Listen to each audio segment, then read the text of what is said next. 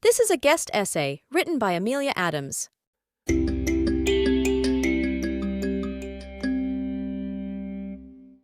In the wake of pro-resistance rallies and encampments, it seems that everyone's jaws are on the floor. People just cannot believe that Westerners are aligning themselves with terrorist regimes. Boomers scratch their heads, while younger Jews, who have been sounding the alarm on this for years, roll their eyes, for they understand that the West has slowly become completely desensitized to terrorism. The notion that the West has normalized terrorist acts is not hyperbole, nor is it alarmist. It is a categorically true statement and, contrary to popular belief, was evident pre-October 7th. To be clear, I am not talking about offhand statements that leave room for plausible deniability. I am referring to unambiguous, outright support for terrorism. And no, this is not coming from the fringe either. It includes mainstream organizations that all your favorite politicians follow, whose representatives are regularly given airtime on mainstream media. In a sick twist of irony, one of the most well-known organizations currently doing so is the so-called Jewish Voice for Peace organization, also known as JVP. In 1969, 21-year-old Rasmea Odeh planted 2 bombs in a Jerusalem supermarket. The resulting explosion killed 2 people and injured 9. In 2017, Odeh was a guest of honor at JVP's national membership meeting. Amid pushback, JVP claimed that Odeh was wrongly convicted of the terrorist attack, a claim that would have been more credible had JVP's social media not been littered with support for terrorists like airplane hijacker Layla Khalid or Lod massacre mastermind Ghassan Kanafani. A few months later, JVP published a paid advertisement in The Forward, a Jewish publication, supporting another terrorist. This time, their terrorist of choice was Marwan Barghouti, who is imprisoned in Israel, serving 5 life sentences for his involvement in 3 separate terrorist attacks. After seeing a so-called peace organization flagrantly endorse terrorism, I spent months searching for a book about the relationship between Islamism and the progressive left. I landed on Woke Army by Azra Nomani. Admittedly, the title almost threw me off, but I eventually reasoned that Nomani could provide insight far too fascinating to pass up. Nomani was a colleague and close friend of Daniel Pearl, a reporter for the Wall Street Journal who was abducted and murdered in 2002 while on assignment in Karachi, Pakistan. She was also an immigrant, a practicing Muslim, and a single mom, and thus offered an intersectional perspective, even if it was the wrong kind of intersectional perspective. I began reading Woke Army in August 2023. Little did I know how relevant it would become in just 2 short months. Nomani discussed the Holy Land Foundation trial, in which 5 former leaders of a U.S.-based Muslim charity were convicted of funneling over $12 million to Hamas. Nomani wrote of connections between designated terrorist organizations and contemporary Muslim organizations like Muslim Students Association and Council on American Islamic Relations. After further research to corroborate this, I discovered that what sounded like a Fox News conspiracy theory was actually a decades-long open secret made up of 3 components. 1. Support for terrorism is alive and well in the West. 2. The worry for Palestine was never about Palestine. And 3. This issue is truly about Western civilization. Why was everyone so seemingly and worryingly unaware? I chalked it up to concerns about Islamophobia in a post-9/11 world. As part of the evidence compiled in the Holy Land Foundation trial, the U.S. government obtained a document issued by the Muslim Brotherhood titled An Explanatory Memorandum for the Muslim Brotherhood's Goals in North America. Among other things, the goals included establishing a Muslim Brotherhood-led movement in the U.S. and, quote, presenting Islam as a civilization alternative. The memo went on to explain that a Muslim's role in North America is a, quote, grand jihad, which involves, quote, eliminating and destroying the Western civilization from within until Islam becomes, quote, victorious over all other religions. The document acknowledged the connection between the Muslim Brotherhood and dozens of Muslim American organizations, one of them being the Islamic Association for Palestine, which, interestingly enough, also issued a fascinating memo used in the Holy Land Foundation trial. The Islamic Association for Palestine's 1991 document was beyond damning, with the organization admitting that their cause was not about indigeneity, nationalism, or land.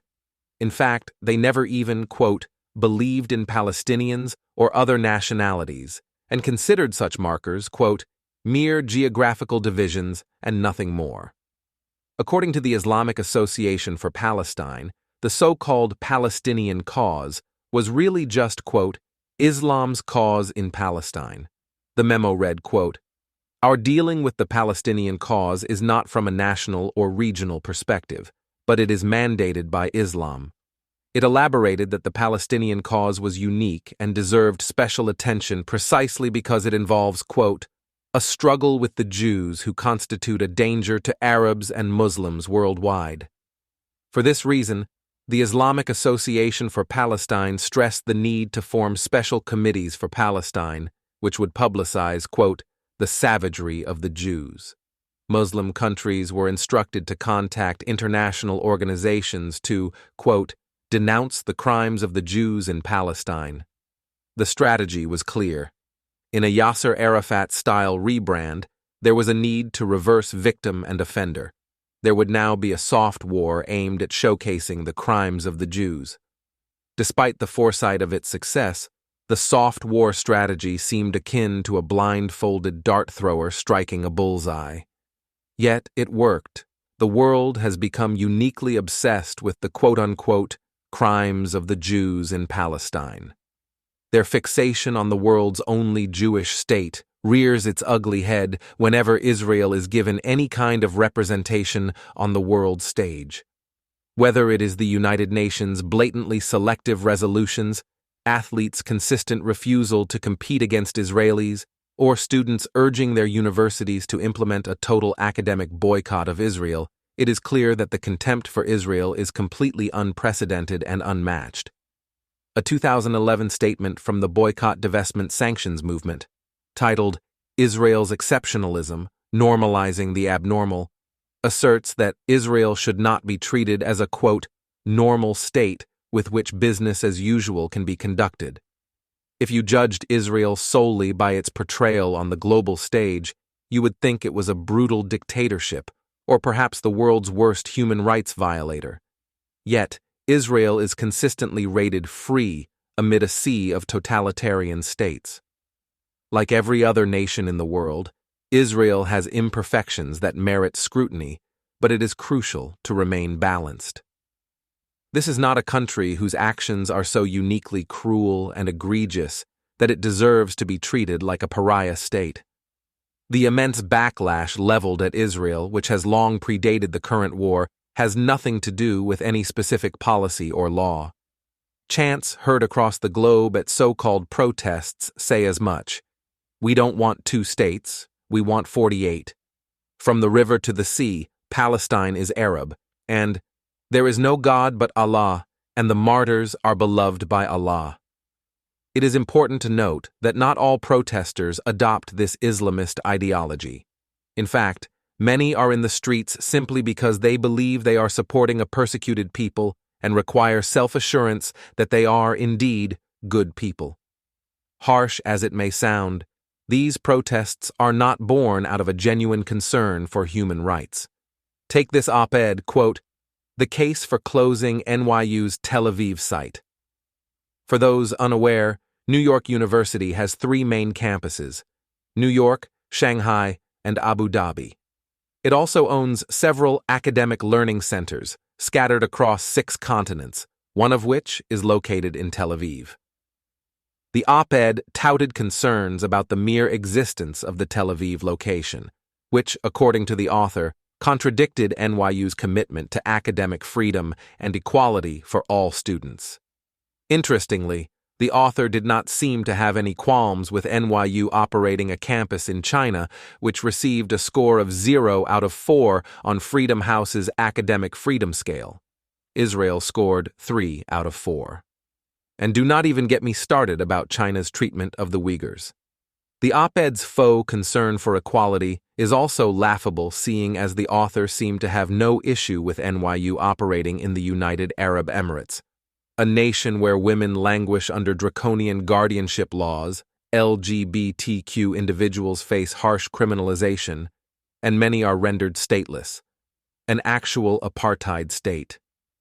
The selective outrage highlighted by the op-ed reflects not mere oversight, but a symptom of a pervasive and strategic campaign.